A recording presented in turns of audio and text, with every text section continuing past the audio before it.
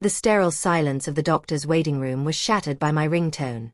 It was my daughter, Angela, delivering the blow that would end my life as I knew it. Her tone was glacial, devoid of warmth. "Listen, Mother. Edward and I are flying to Europe in the morning. To fund the move, I've liquidated the seaside cottage and sold your truck. We required the capital immediately. Goodbye." The line went dead. 45 years of maternal sacrifice, erased in a 10-second phone call. She had discarded me like a used wrapper. But as I sat there, gripping the phone, I didn't weep.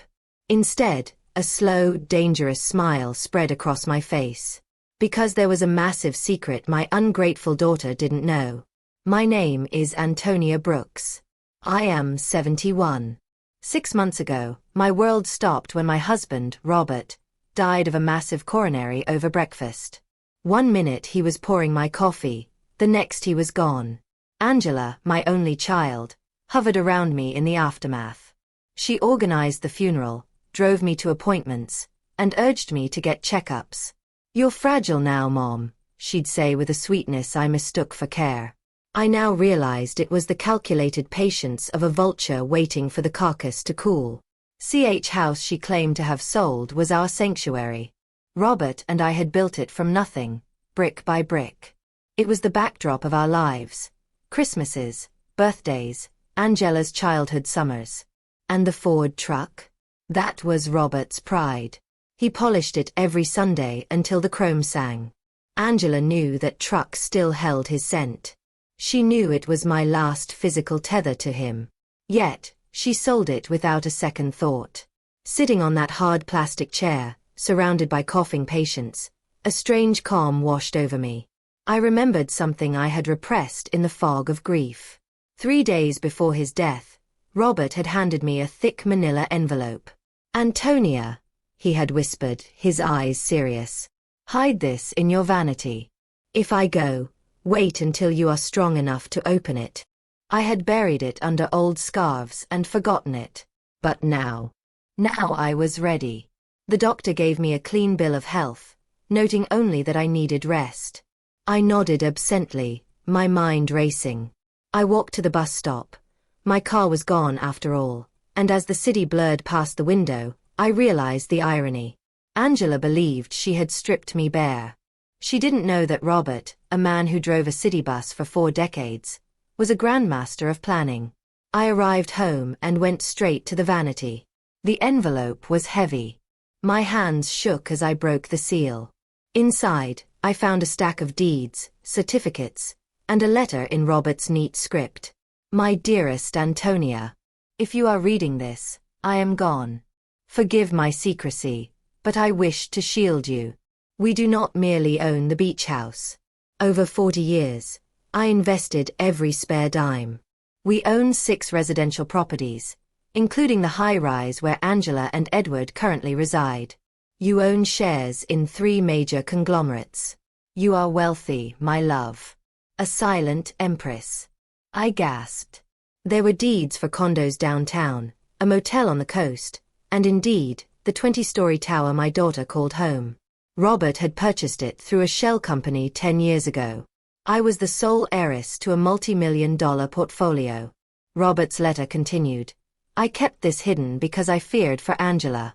If she knew our worth, she would not love us for who we were, but for what we could give. I wanted her to build her own character." The irony was suffocating. Angela had robbed a poor widow, unaware she was stealing crumbs from a bakery she stood to inherit. That night, I wandered the silent house. I looked at photos of 5-year-old Angela laughing on Robert's lap. When did that cherub become a monster? The phone rang the next morning. It was her again. "Mom, checking in. Look, we transferred 30% of the sale proceeds to your account. It's not a fortune, but it'll cover your rent for a few months while you downsize." 30%. I kept my voice flat. "Yes. It's fair. We need the bulk for Edward's venture in Europe. It's a massive opportunity. We'll be gone 6 months, maybe forever. When we return, we'll help you find a studio apartment." A studio. How thoughtful. I knew you'd understand, Mom. You've always been so adaptable. Love you. Click. I laughed until my ribs ached. A studio apartment? I owned the building she had just vacated. I checked my bank balance online. The deposit was a pittance. They had undersold the beach house for quick cash. I watched from behind my curtains as they loaded a taxi. Edward, that slippery eel of a man, was grinning. Angela looked radiant, expensive, and utterly heartless. They didn't look back. I sat with my tea and Robert's papers. I could call the police. I could sue. But the law is cold, and I needed something warmer. I needed a lesson that would burn. I dialed Mr. Peterson, Robert's attorney. Antonia, I've been waiting for your call. I'm ready, Mr. Peterson. I found the envelope. Come to my office. We have work to do. The next morning, I dressed in deep burgundy, a color Robert loved. I looked in the mirror and saw a woman of means, not a victim. Peterson's office was a fortress of mahogany and glass. He confirmed everything. The sale of the beach house is voidable, Antonia. Angela had no legal standing to sell it. We can reverse it immediately and file fraud charges. No charges, I said, my voice steel. Not yet. I want the house back quietly. And I need full administrative control over the apartment complex. I want to be the invisible hand. It will take a few weeks. But we can do it. Do it. And Peterson? Silence is my currency right now. For the next month, I lived a double life. To the neighborhood, I was the pitiable widow abandoned by her child. My neighbor Aurora brought me casseroles and pity. Is it true she left you with nothing? Aurora asked, eyes wide. I'll manage, I sighed, playing the role. I have my memories. Inside, however, I was a CEO. I learned about cap rates, tenant laws, and equity. I discovered Edward was drowning in debt. He had leveraged their lifestyle against assets he didn't own. He was a fraud, and Angela was his blind accomplice. 3 weeks later, Peterson called. The beach house is yours again. The buyers didn't fight it once we showed the fraudulent title transfer. And the truck. I tracked it down. The buyer was an old friend. He returned it for a small fee. Excellent. Now, phase 2. Draft an eviction notice for Angela's apartment. Peterson paused. She's in Europe, Antonia. She won't be for long. I have a feeling the European dream is about to turn into a nightmare. I was right. Aurora, the neighborhood news network, rushed over that evening. Antonia. Scandal. Edward is being investigated for bank fraud. He used the apartment as collateral for loans, but the bank realized he doesn't own it. Angela is flying back to clean up the mess. Is that so? I sipped my tea. And get this, Edward isn't coming. Rumor has it he bolted. The trap was sprung. Angela had burned her bridge with me to build a castle on quicksand. Now the sand was shifting. I spent the evening on the porch, looking at the stars. You saw this coming, didn't you, Robert? I whispered. Angela landed on a Tuesday. Aurora reported she arrived alone, looking haggard, forced to beg the super to let her into the apartment she thought she owned. An hour later, a courier delivered my eviction notice. I didn't sleep, imagining her reading it. The confusion. The panic. The realization that the company evicting her, Robert Investments Incorporated, had a familiar ring to it. My phone rang at 8 a.m. Mom. You have to help me. Her voice was a jagged edge of hysteria. Angela. How was Paris? Forget Paris. I'm being evicted. Some company sent a notice. 30 days to vacate. And Edward. Edward left me, Mom. He stole the money and ran off with a waitress. I have nothing. Oh dear, I said, infusing my voice with helpless concern. Evicted. That sounds legal. I have nowhere to go. The accounts are empty. Can I Can I come home? Just for a little while. The audacity was breathtaking. After stripping me of my assets, she wanted to crawl back into the nest she had tried to burn down. Of course, darling. This is always your home. She arrived an hour later, a ghost of the arrogant woman who had left. She dragged 2 suitcases into the hallway and collapsed into my arms. I held her, but my embrace was different now. It was the embrace of a teacher preparing a difficult exam. I'm so sorry, she sobbed. I was awful. I deserve this. Hush now. You're safe. Over dinner, a simple meal she choked down, she spilled everything. Edward owed hundreds of thousands. He had forged her signature on loan documents. She was facing bankruptcy and homelessness. I ruined us, Mom. I sold your things for a liar. We all make mistakes, I said softly. But mistakes have costs. The next day, she found a small envelope I had planted. It was a decoy, a key to a safety deposit box containing family jewelry worth perhaps $180,000. Not a fortune, but a lifeline. Mom, look. Dad left this.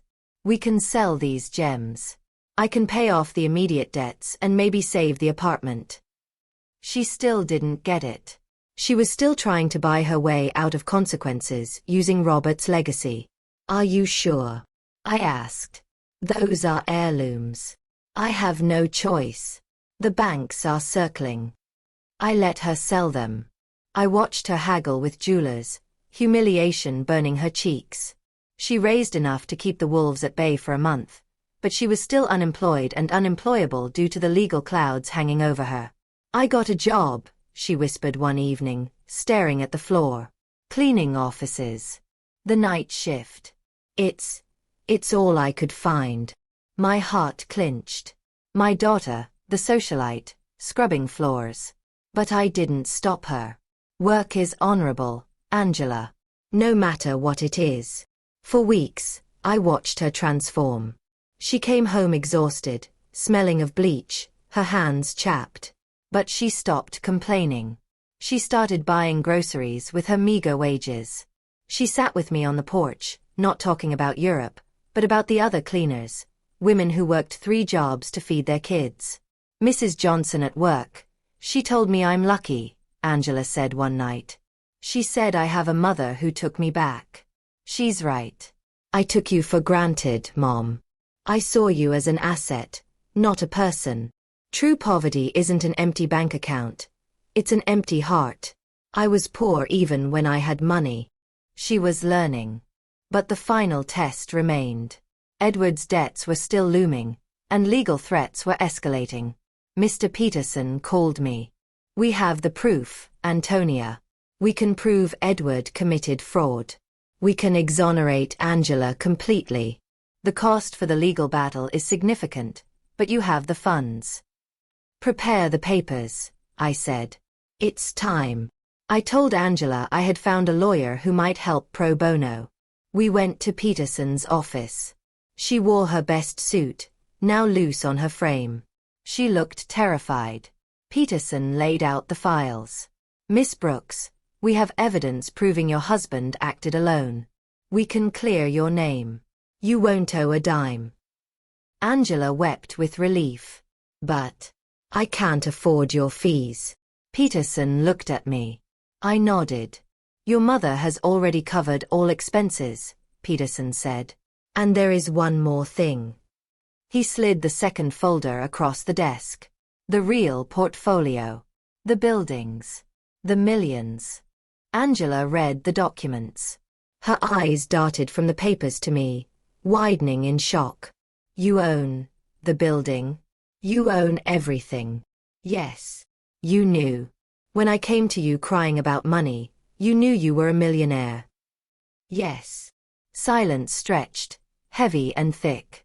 She looked betrayed, then confused, and finally, she lowered her head. Why didn't you just write a check? Why did you let me scrub toilets? Because if I had written a check, you would have learned nothing, I said, my voice trembling slightly. You would have remained the woman who sells her mother's home for a vacation. I needed you to understand what it means to build a life, not just spend one. I let you fall so you could learn how to stand. Angela looked at her rough hands. She looked at me. Tears streamed down her face, but they were different now. They were tears of shame and gratitude. I deserved worse, she whispered. Thank you, Mom, for saving me from myself.